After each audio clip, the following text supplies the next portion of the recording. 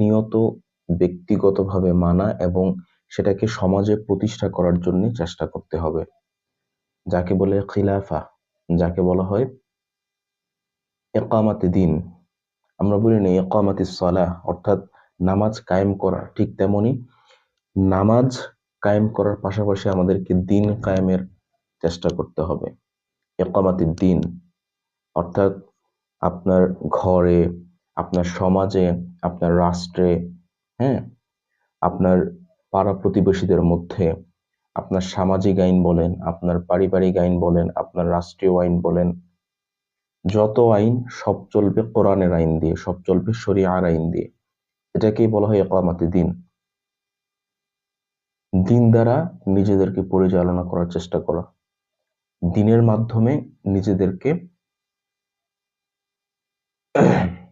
নিজেদেরকে পরিচালিত